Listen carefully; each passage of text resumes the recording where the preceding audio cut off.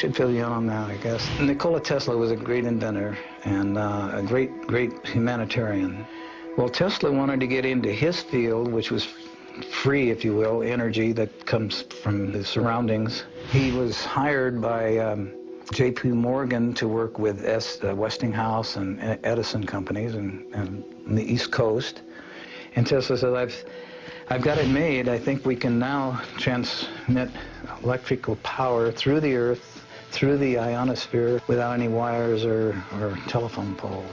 If you gave a device, like a free energy device, a generator that would service all their needs in their home for free, they could then bring out their creative talents, which they were born with and have been suppressed because they've had to toil for a living. They could be tremendous artists beyond our dreams, tremendous engineers beyond our dreams. J.P. Morgan was not buying it. He said, no, we're going to have to tear this stuff down. So Tesla kind of pulled back into himself and decided, you know, well, I guess it's not time for this. Well, at that time, he was living in the New Yorker Hotel, actually, in New York. And there was a fellow by the name of Otis Carr who he's going to school, and to supplement his income, he worked as a clerk in this hotel. And Tesla and him became acquainted, and Carr was a sponge. He loved science in every way, shape, or form, but he was a natural science. He believed in the same thing Tesla did, that there's no limits to natural science, and everything should be on a simple level. Tesla said, they're not interested in my time. I want you to take everything I can teach you and go in your time and see if they'll listen to you. And if you don't make it, you're going to have to pass it on, because at the rate we're going, we're on a self-destructive course. Carr said, I will, and he got his own lab started and started really getting into a lot of free energy devices and building them. So he built a spaceship? Mm-hmm. He's building small spaceships then, and he had different sizes, different models. So tell us how you met Otis Carr and how you began working with these flying saucers. There's a company, Advanced Kinetics, in Costa Mesa. That's where we were living, in Costa Mesa, California. And they're looking for a research and development laboratory technician. They gave me a job, they put me in the research lab, and I was inventing ideas all day long. I just loved it because I like to invent simple ways of doing hard things. And was Otis Carr working there too? No. I told some friends about this and what I was doing, and he said, well, come to our group. We've got a group here called Understanding. It was created by a gentleman by the name of Daniel Fry in California. We could talk about things that were unlimited, not limited. I said, my mission is to see that we have habitation and transportation in one vehicle. And he said, well, you sound like a guy that's back east getting in trouble right now. His name is Otis Carr. And he put in a patent for a levitation device, and they wouldn't give him the patent. He said, you've got to pull that levitation out and anchor it on the ground, and we'll give you a patent on an amusement device. You cannot use levitation. They brought him out to California. They said, here's your lab. It was all built. It had living quarters. It had machine shops. It had. That's where you did most of your work, I imagine. And this is where you guys worked on the spaceship. Mm-hmm. Yeah. How long did it take to develop this crap? Day and night, 24/7, we were building these small prototypes, and they would range anywhere from 12 inches to 3 feet to 6 feet, to, in size. And they actually flew. They actually levitated. Oh yeah. And what was the source of the power? Well, it was magnetic in nature, and you were actually building these for people to sit in. I mean, not just models. These were prototypes just to prove what we wanted, and then graduate up to where human habitation could get on board and operate them. If you could explain to us very simply how this device, how these craft work. In those days, we had counter-rotating wheels, one going clockwise and another going counterclockwise. We had a capacitor, we had small magnets, and we had what's called a Utron. It was a double tetrahedron. That's 2 ice cream cones put with the open ends together so that you have a diamond shape. And we had 12 of them around the periphery of the craft.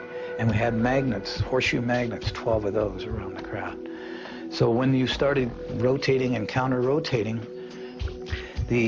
as these Utrons went through the field, they would act as a generator and a capacitor in themselves, and they would generate a lot of power, not necessarily electrical power, but vibrational power. When you get to the resonant frequency of your surroundings, it cancels everything out. It goes to a 0 point. And once you've reached 0 point, then you can go anywhere you want. And you have your own force field around the craft.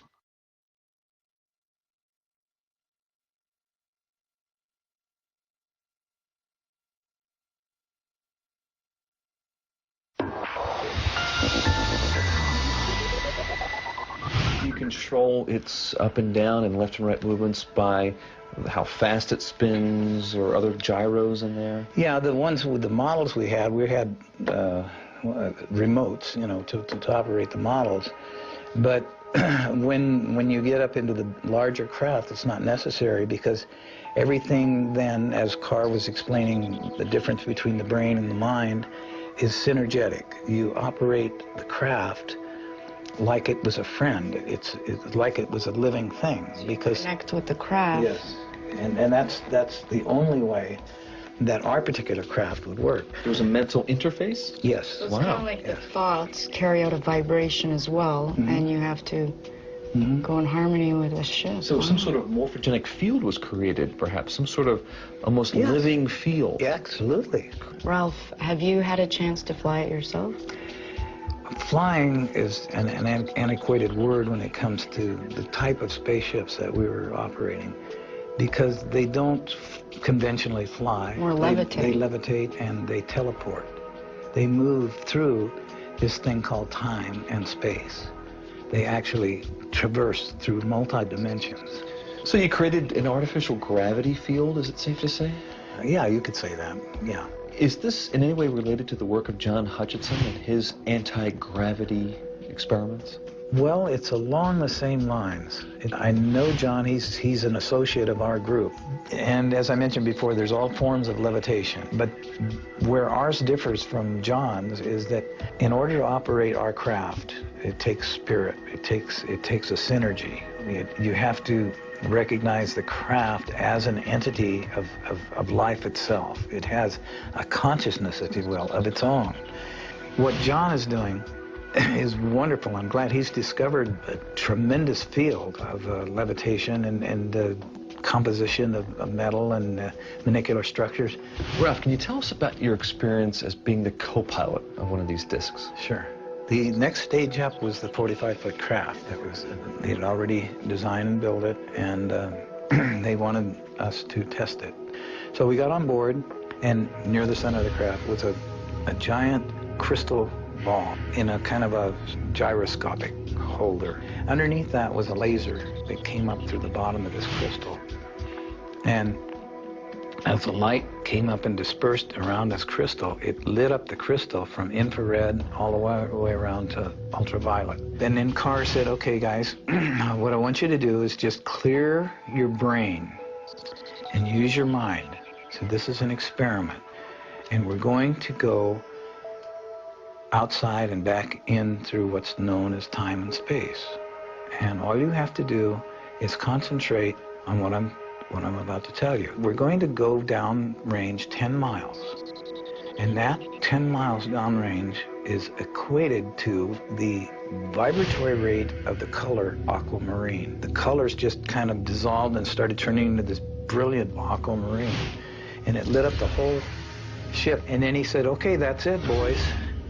Get out of the craft, and we're going to debriefing.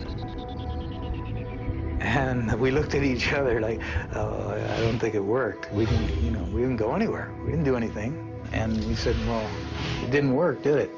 They said, why don't you guys empty your pockets? And we started pulling out sticks and stones and grass and stuff and putting them on the table. And I know we didn't have those going in. And where in the heck did this come from? And he said, well, you remember I told you about the brain has a limited capacity. It cannot believe beyond its jurisdiction. It doesn't want to believe anything beyond that. So you traveled with your mind, and it will come back to you, and then all these dots will be filled in as your life progresses. You'll remember what you did. It was in retrospect, I did go back now, and I do remember going and getting out of the craft. There was 3 of us. We walked down this ramp. We got out and we went over to a little hillside. I can see it right now. We picked up rocks and sticks, put them in our pockets, and we got back on board. I remember it now, but I didn't remember it then.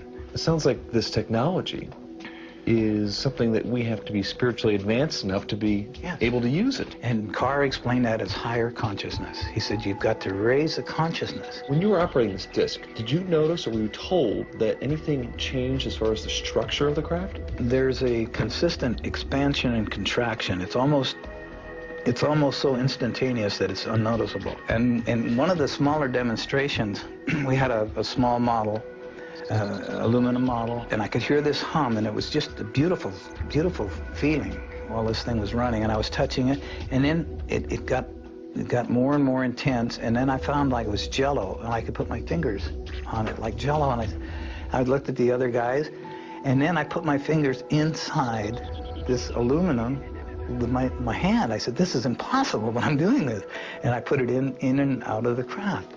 And Carr was over there because he said, yeah, they said, you're energy, and that's energy. And when you understand that, and you get a harmonic with energy, you get a balance, you can do anything. There's no limit.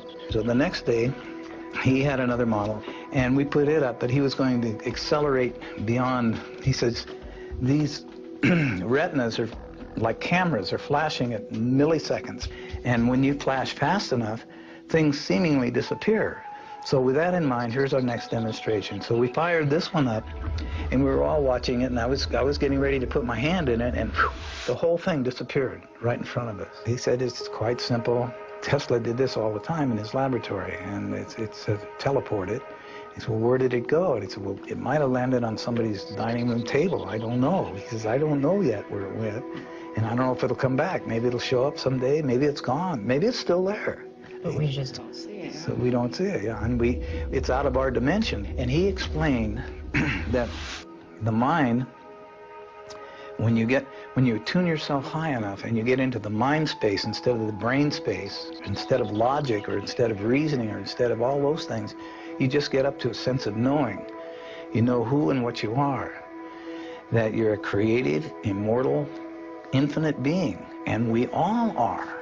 And he said everybody on this planet are gods by comparison, and they don't know it. They're asleep. And until they wake up, this is what our job is. We're making these toys, trying to get them to wake up, to realize there's no limits to what they can do. They don't have to live in servitude. They don't have to live in poverty. They've just been told that by people that unfortunately want to control things. Carr explained to us that the brain that we have operates this water vessel which we live in, but the energy that inhabits the vessel is who and what we are. We are energy. We're not bodies. The energy is all magnetic in nature. It's free in nature. We're swimming in energy. Well, before we could get any further with it, we were invaded, if you will, by people with a piece of paper that said they were at this time closing us down. The paper read that we were attempting to overthrow the monetary system of the United States, and that could be construed as high treason, and we were shutting you down and confiscating all your equipment. Wait a minute. Didn't John Hutchison say the same thing about the Canadian government? That they confiscated his entire lab at one time? I stayed in touch with Carr as much as I could, but as soon as I contacted him, I was contacted by somebody, and we told you to stay away from even thinking about this. Well, what did the energy companies do to Carr? The powers that be, namely the power companies, weren't quite interested in anything that to do with Tesla or Carr. They didn't want this information out. It was even beyond the energy company. It came down to, and it can be traced to this day, back to the international banking system out of England. That's where this all started, the monetary system per se. Because his inventions were so revolutionary, would it upset the whole banking system? Yes, it would upset everything. They had a very, very earnest effort put forth to eliminate Carr and his inventions and his ideas.